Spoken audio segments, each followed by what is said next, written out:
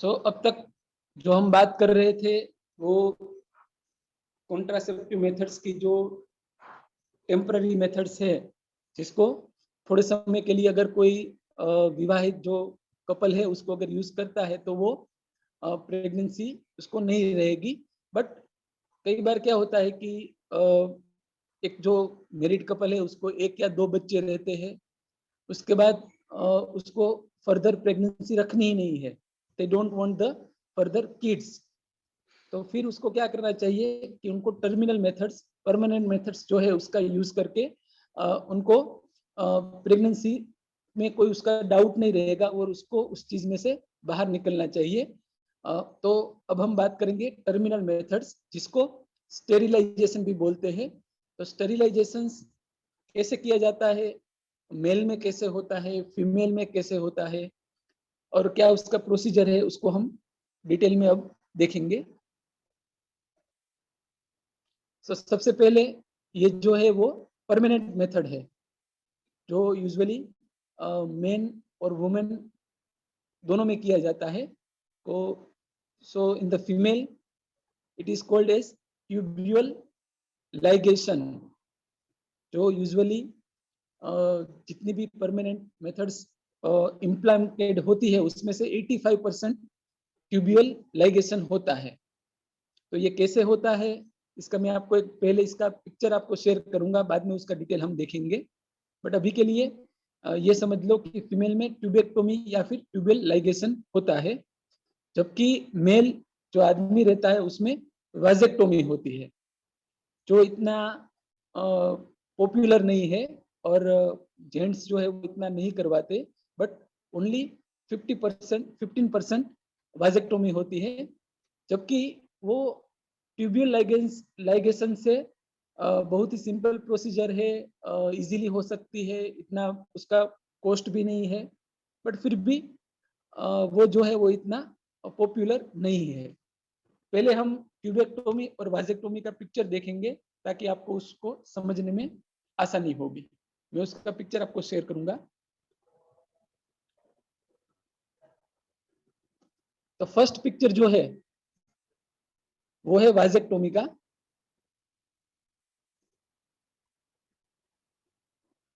एक जो जेंट्स के जो रिप्रोडक्टिव ऑर्गन्स है उसका पिक्चर है।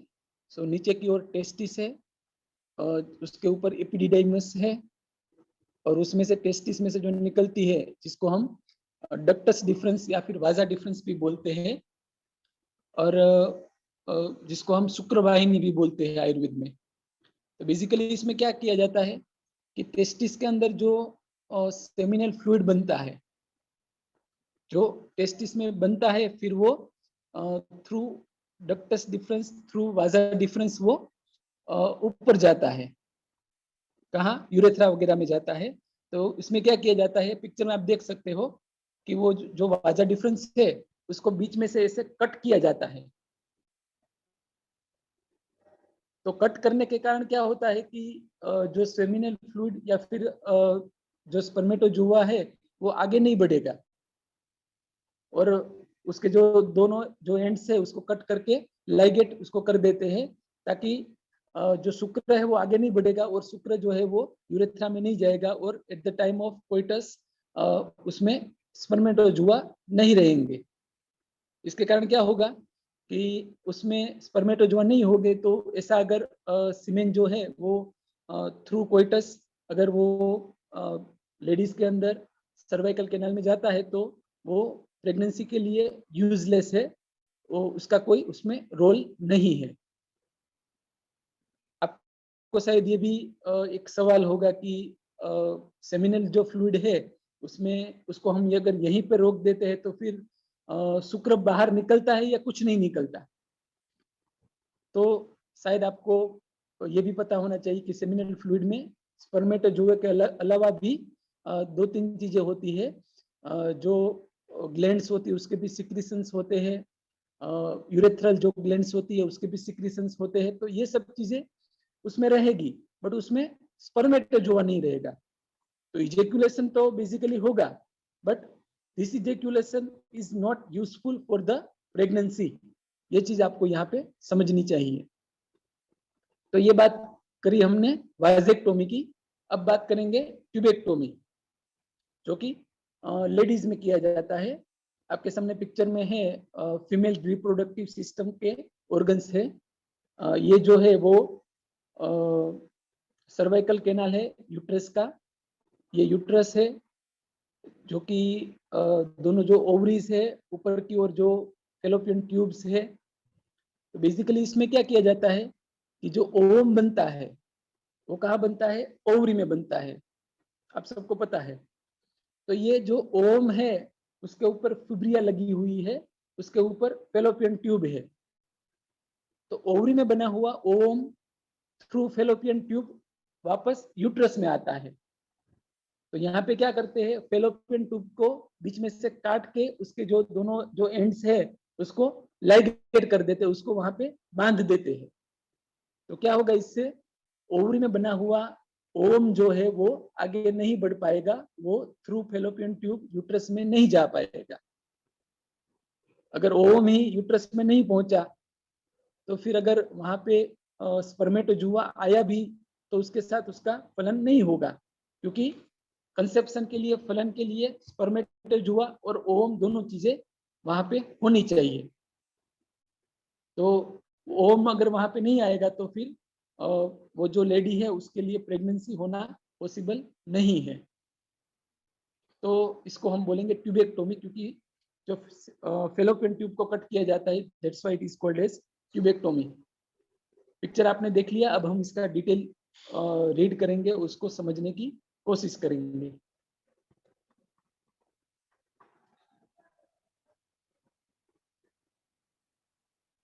सबसे पहले देखेंगे टर्मिनल मेथड्स किसके लिए एप्लीकेबल है।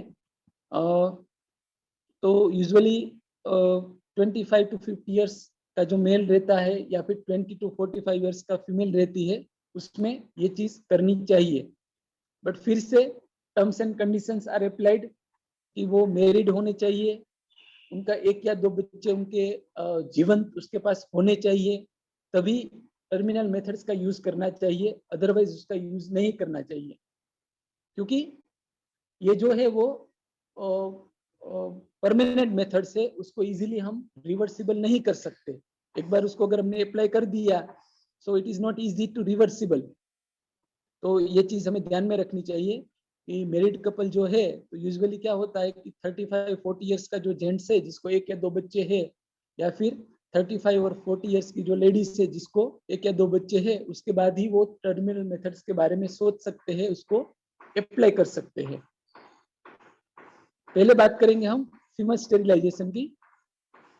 So it is an operation of resection of a segment of both fallopian tube is done. Picture में हम सब ने देखा कि जो फेलोपियन ट्यूब है उसको बीच में से काट के उसके जो दोनों जो छोर रहते हैं उसको लाइगेट कर देते हैं, उसको वहां पे बांध देते हैं ताकि ओवम जो है वो आगे जर्नी न कर पाए। उसके जो दोनों सेगमेंट्स है उसको रिसेक्शन कर देते हैं, उसको वहां पे कट करके उसको लाइगेट कर देते हैं। तो ये बात करेंगे हम फीमेल स्टेरिलाइजेशन की, जिसका माइल्ड फेलियर रेट भी है 0.8 to 3.7%। अब आपको ये दिमाग में आएगा कि हमने तो ऑलरेडी उसको कट करके लाइगेट कर दिया है, फिर भी यहाँ पर फेलियर रेट का चांसेस कैसे हुआ। यूजुअली क्या होता है कि ये जो ट्यूबेक्टोमी का ऑपरेशन करते हैं वो जनरली फर्स्ट या सेकंड डिलीवरी के बाद अगर with in 8 to 10 days couple अगर ये सोचता है कि हमें एक ही बच्चा चाहिए, अब हमें दूसरा बच्चा नहीं करना है, तो उसमें उस लेडीज में ट्यूबेक्टोमी करते हैं।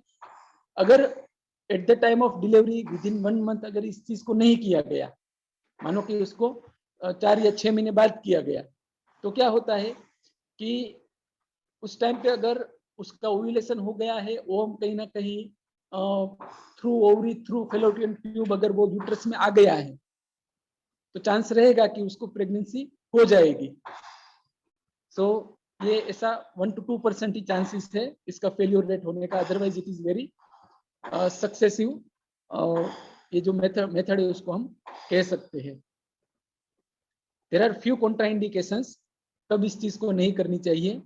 अगर जो लेडी है उसको कुछ ना कुछ एक्यूट पेरिनियल इन्फेक्शन है, उसको यूटीआई है या फिर उसको कहीं ना कहीं यूट्रस में कहीं ना कहीं इन्फेक्शन है, सर्वाइकल कैनाल में कहीं ना कहीं कुछ ना कुछ दिक्कत है, तो इस चीज को वहां पे अप्लाई नहीं करनी चाहिए।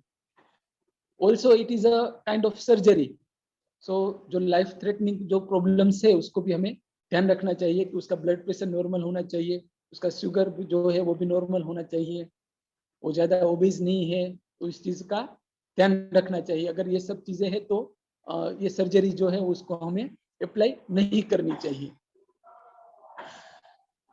तो उसके एडवांटेजेस है, तो साइमल्टेनियसली कुछ डिसएडवांटेजेस भी है। It is a permanent method, so not easily reversible. क्योंकि क्या होता है, कई बार कपल को एक बच्चा है तो वो सोचेंगे कि भाई अब हमें इस ऑपरेशन को कर देना है, तो 2-4 साल बाद कुछ मानो कि उसके बच्चे के साथ कुछ गलत हो गया, उसका अगर कहीं पे डेथ हो गया, तो फिर कपल सोचेगा कि अभी हमें फिर से उसको ट्यूबेक्टोमी को रिवर्सिबल करके उसके जो सेक्शन है उसको रीलाइगेट करना है, उसको ज्वाइंट करके फिर से हमें प्रेगनेंसी के बारे में सोचना है, उसको वहां पे हमें अप्लाई करना है। तो वो इतना इजी नहीं है, तो इट इज नॉट इम्पॉसिबल, उसको हम कर सकते हैं, but it is not easy. So पूरा सोच के इसके बाद ही इस चीज को अप्लाई करना है। Simultaneously it is not protecting against STDs, जो भी सेक्सुअल ट्रांसमिटेड डिसीज है उसके अगेंस्ट ये जो है वो प्रोटेक्ट नहीं कर सकता, वो भी चीज हमें ध्यान में रखनी है। हम सब जानते हैं कि ये जो है वो माइनर सर्जरी है, तो सर्जिकल रिस्क जो है उसको भी ध्यान में रखने हैं कि कुछ ना कुछ उसमें कहीं ना कहीं कोई दिक्कत आ सकती है। तो ये जो है वो डिसएडवांटेजेस है ट्यूबेक्टोमी के बारे में। अब हम देखेंगे वाजेक्टोमी।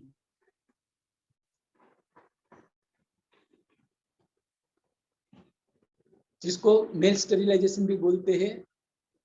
It is a minor surgery where segments of vasa deferens or ductus deferens of both sides are resection and cut ends are ligated। Picture में आपने देखा तो उसका थोड़ा बहुत आपको आइडिया आ गया होगा कि कैसे उसको जो शुक्रवाहिनी है, जो वाजा डिफरेंस है, उसके दोनों जो बीच में से उसको काट के उसके दोनों जो एंड्स है उसको बांध देते हैं, वहां पे लाइगेट कर देते हैं। इसके कारण क्या होगा कि जो सेमिनल फ्लूइड है वो आगे जर्नी नहीं कर पाएगा और वो थ्रू वाजा डिफरेंस यूरेथ्रा में नहीं जाएगा और वहां से पेनिस में होके at the time of intercourse वो चीज वहां पे नहीं होगी। तो ये एक माइनर सर्जरी है जिसको शायद नसबंदी भी बोलते हैं गुजराती में, और हिंदी में उसको नसबंदी बोलते हैं। क्योंकि वाजा डिफरेंस है उसको नस बोल सकते हैं, तो उसको वहां पे काट के उसको बांधा जाता है, that's why it is called नसबंदी। फेल्योर रेट भी है 0.1% है, जो भी जिसको हम बोल सकते हैं कि फीमेल जो स्टेरिलाइजेशन है उसके मुकाबले ये चीज बहुत कम है, तो उसका सक्सेस रेशियो ज्यादा है। एक और चीज इसमें ध्यान रखनी है, पर्सन टर्न्स स्टेराइल आफ्टर 30 इजेक्यूलेशन। तो ये एक नई चीज है, इसको आपको समझना चाहिए। यूजुअली क्या होता है कि हम ये सोचे कि रस, रक्त, मांस, मेद, अस्थि, मज्जा, शुक्र, ये जो आयुर्वेद में जो सप्त धातु गिनाई गई है, तो इसमें शुक्र जो है वो 28 या 30 डेज के बाद बनता है। आपको ये चीज पता ही है, फिर भी आपको भी समझनी चाहिए कि शुक्र जो है वो उसका ऐसा नहीं है जैसे लेडीज में ओव्यूलेशन होता है, उसमें ओम जो है अगर 28 डेज का हम साइकिल किसी का गिने तो 12 to 16 डेज में वो ओम जो है वो बाहर निकलता है, जबकि जेंट्स में ऐसा नहीं है, ऑलरेडी शुक्र वहां पे बना हुआ है। तो ये हम नहीं कह सकते कि वो सेमिनल जो फ्लूइड है वो टेस्टिस में ही है या फिर वाजा डिफरेंस में ही है, वो ये चीज हम डिसाइड नहीं कर पाएंगे। जिसके कारण क्या कह सकते हैं कि अप टू 20 या 25 या मैक्सिमम 30 इजेक्यूलेशन, जिसके बाद उसमें स्पर्मेटोजोआ होने के चांसेस बिल्कुल नील हो जाएंगे। क्योंकि शुक्र कहीं ना कहीं यूरेथ्रा में भी रह सकता है, कहीं ना कहीं उसके आगे जो पोर्शन है वहीं पर, वहां पर भी कहीं ना कहीं रह सकता है। तो यूजुअली क्या होता है कि एक बार वाजेक्टोमी कर दिया जाए तो ड्यूरिंग उसके बाद 10 या 15 दिन तक हम ये नहीं कह सकते कि जो जेंट्स है वो टोटली स्टेराइल है। तो ये चीज हमें यहाँ पे समझनी चाहिए, क्योंकि सेमिनल फ्लूइड या फिर स्पर्मेटोजोआ का निकलने का जो टाइम है वो डिसाइडेड नहीं है। शायद ये चीज अब आपको समझ में आ गई होगी। इसके हम एडवांटेजेस देखेंगे। It is a minor surgery under local anaesthesia और no hospitalization needed, does not affect sexual life। ये चीज समझनी ज्यादा जरूरी है। कई बार क्या होता है, जेंट्स को लगता है कि अगर हमने नसबंदी करवा ली तो वो हमारी जो सेक्सुअल लाइफ है उसको वो कहीं ना कहीं डिस्टर्ब करेगा और वो हमारी सेक्सुअल लाइफ को खत्म कर देगा। उसको ये होता है कि मुझे प्रीमेच्योर इजैकुलेशन है, इरेक्टाइल डिसफंक्शन है, ये सब डिसीज मुझे हो जाएंगे। बट ऐसा बिल्कुल नहीं है, क्योंकि ये जो चीज है वो हम वाजा डिफरेंस में करते हैं, ना कि यूरेथ्रा में करते हैं, ना कि पेनिस में करते हैं। सो कहीं ना कहीं जेंट्स का जो सेक्सुअल लाइफ है after 1 month he is completely okay with, जैसा वो बिफोर वाजेक्टोमी है वैसा ही उसका आफ्टर 1 मंथ सेम उसका जो पोटेंसी है, जो भी उसका एनर्जी है वो उसको रीगेन कर देगा। सो ये चीज जो है वो कहीं ना कहीं सेक्सुअल लाइफ को इफेक्ट नहीं करती। It is a minor surgery, it can be reversible also. फिर से उसको अगर उसको लगेगा कि भाई हमें फिर से दूसरा बच्चा चाहिए तो वो जो सेक्शन जिसको हमने लाइगेट कर दी है उसको ओपन करके फिर उसको रिजॉइंट कर सकेंगे। सो it is a reversible, not easily but it can be reversible. उसके फ्यू डिसएडवांटेजेस है। It is a permanent, not easily reversible, no protection against STDs, few men faces psychosexual problems also। ऊपर की जो दो चीजें वो हमने पहले ही डिस्कस की है, ट्यूबेक्टोमी में भी ये दो चीजें हमने डिस्कस कर दी। लास्ट का जो है, तो कई बार क्या होता है कि जेंट्स नसबंदी करवाता है, उसके बाद 2 या 4 महीने, कभी कभी 4-6 महीने, 1 साल तक उसको साइकोलॉजिकल ऐसा लगेगा कि मेरा जो सेक्सुअल स्टेमिना है वो कहीं ना कहीं कम हो गया है। सो इसको हम साइकोसेक्सुअल प्रॉब्लम भी बोल सकते हैं। बट उसको काउंसलिंग का जरूरत है, उसको कुछ ना कुछ वाजिकर अगर हम दवाई देंगे तो वो उस चीज में से जल्दी बाहर आ जाएगा। So these are the few disadvantages of the vasectomy. तो हमने जो बात करी परमानेंट मेथड्स की, जो फीमेल में होता है ट्यूबेक्टोमी और जेंट्स में होता है वाजेक्टोमी।